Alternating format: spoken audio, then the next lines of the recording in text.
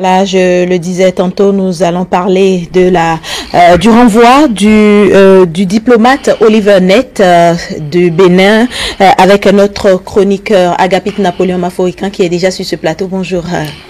Oui, bonjour Lali, bonjour à tous les téléspectateurs. Bienvenue. Alors, est-ce normal de renvoyer un ambassadeur? Bon, écoutez, quand vous utilisez l'expression aussi trivialement, brutalement de renvoi, en fait, non, on ne renvoie pas. Enfin, on utilise des expressions un peu plus calmes, plus cool pour le dire, parce que c'est comme une personnalité qui a été accréditée et qui représente son organisation ou son pays. Et donc, il y a toute une procédure déjà pour le faire venir et pour le recevoir.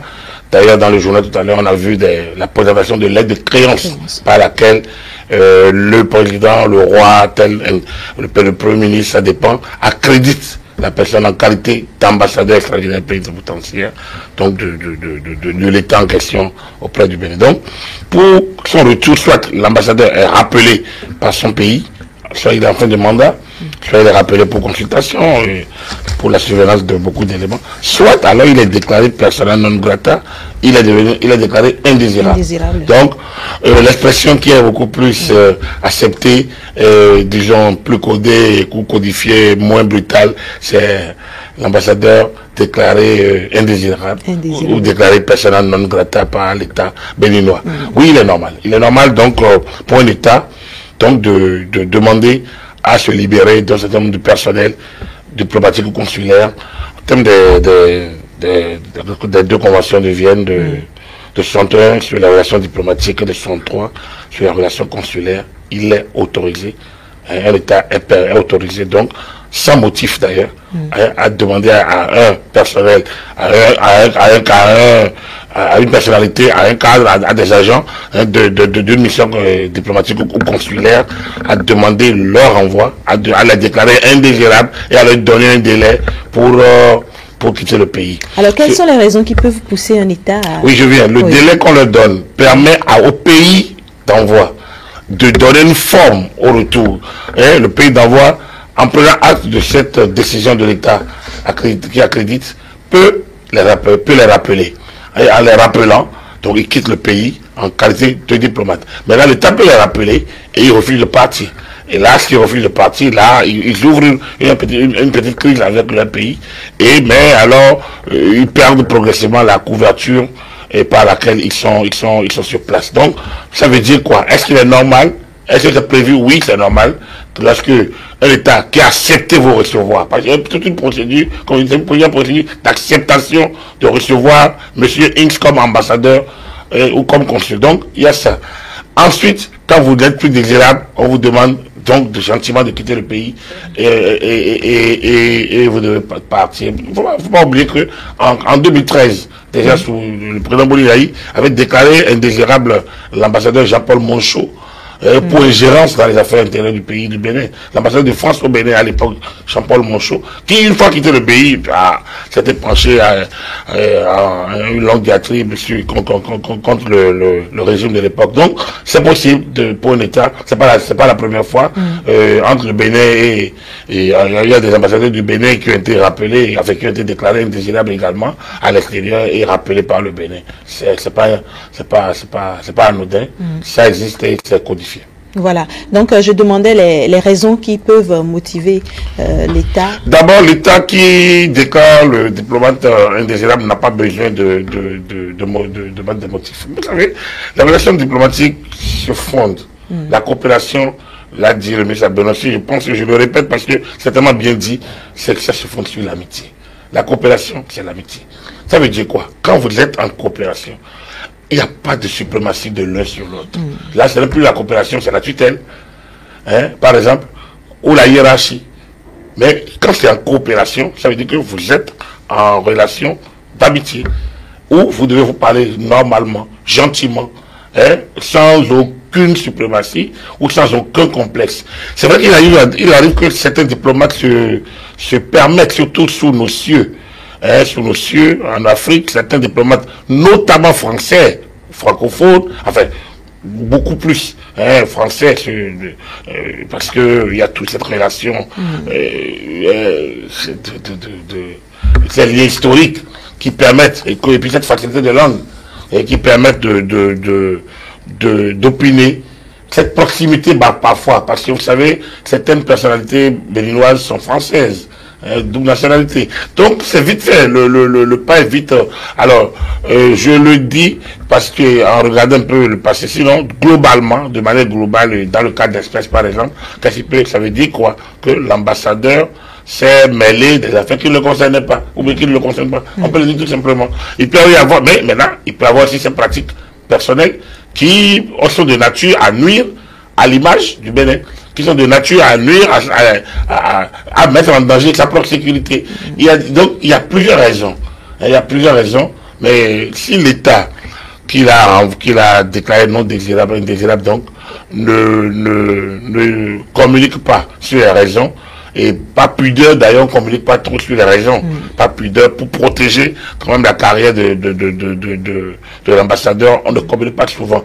D'habitude, souvent, c'est toujours eux-mêmes qui, après, se justifient, parce que, bon, il faudrait qu'ils se donnent bonne raison. Donc, qu'est-ce qui peut amener l'État à le faire? Je ne sais pas, je ne suis pas dans le secret de Dieu. Mais, vous savez déjà, à sa prise de fonction, lors des élections politiques, lors des élections qui sont passées, et les législatives notamment, vous savez, il a quand même fait un certain nombre de prises de position directes, ouvertes. Et vous me rappeliez tantôt qu'en 2008, d'ailleurs, il a dit lorsqu'il remettait sa lettre en 2018, voilà, et lorsqu'il remettait sa lettre de créance, nous voulons travailler avec le Bénin sur des sujets un peu plus politiques. Déjà, en 2018, il le disait. Oui, mais les relations diplomatiques sont des relations politiques. Donc, en réalité, rien là, a priori rien, puisque l'Union européenne entretient des rapports avec nos États. N'oubliez pas que l'Union européenne appuie nos relations régionales, appuie nos pays sur un certain nombre d'agendas et de programmes, dont des programmes, par exemple, la démocratie. Je sais que l'Union européenne présente pas pour l'appui, par exemple, à la société civile, par exemple. Donc, du coup, un certain nombre de programmes leur permettent d'opiner sur un certain nombre de situations. Ça, c'est connu, il n'y a pas de souci. Donc, que l'ambassadeur veuille beaucoup plus s'accentuer sur les questions politiques, c'est pas interdit. Mais il n'a pas de droit, et c'est ça. Et les conventions de Vienne et les usages diplomatiques l'empêchent, le confine à une certaine posture. S'il peut opiner sur la situation politique, il y a les formes, il y a les manières. Et surtout pas bruyamment, surtout pas dans les médias, et aujourd'hui les réseaux sociaux. Je ne sais pas ce qui est formellement été reproché à M. Net, donc je ne parle pas nécessairement de M. Net. Oui, mais dans certains journaux, on a lu que c'est pour des raisons d'ingérence. C'est sûr. Bon, ingérence, vous savez, c'est générique. C'est générique, mais quand vous l'avez écouté, M. Net, une fois, effectivement, et cette dernière fois, enfin, sur nos réseaux, enfin, notamment par rapport à la société civile, par rapport au dialogue, à la situation politique nationale. Oui, c'est vrai que vous sentez que c'est quelqu'un qui est un peu à l'aise sur ce terrain, mais c'est un diplomate. Je ne sais pas jusqu'où il est allé, donc j'ai pas envie d'opiner. Le gouvernement peut-être aura l'occasion donc d'apporter des éléments de réponse au questionnement. Voilà. Mais c'est vrai, quand on voit l'ambassadeur pour bousculer un peu trop là, parce que ce dont nous parlons, c'est un va autant pour le Bénin que pour nos diplomates à l'extérieur. Il ne peut, c'est pas le Bénin qui a légiféré en la matière. Comme je vous l'ai dit, les usages diplomatiques et consulaires sont codifiés, sont réglementés dans le cadre donc d'accords les plus récents, donc c'est les traités donc de Vienne dont j'ai parlé, et de 61 pour les relations diplomatiques, et de 63 pour les relations consulaires. Et justement dans les conventions de 61, l'article 9 permet justement à nos États de faire l'article 23 dans la convention donc de Vienne de 63 sur les relations consulaires. Donc c'est dire que sans même savoir ce qu'il a dit, sans même justifier ou motiver sa décision, le gouvernement peut bien prendre sa décision. Mais imaginez un gouvernement qui a accepté recevoir une personnalité comme ambassadeur, comme représentant, comme consul ne peut pas se lever en dormant, dire je te renvoie, c'est sûr. Et surtout quand un diplomate de l'Union européenne, on connaît le poids de l'Union européenne dans nos pays, on connaît le poids, on connaît l'appui dont nos États, dont nos organisations régionales bénéficient de l'Union européenne. Aucun État ne peut se lever et se libérer d'un diplomate s'il n'a pas commis un certain nombre de bévues. Donc je pense que, a priori, j'ai pas envie de m'aventurer, avec tout le respect pour M. Netz, je pense qu'il a dû franchir d'un Rubicon. Il a dû en dire un peu plus. Et comme je vous l'ai dit en 2013, on a vu un peu avec le cas Monchot.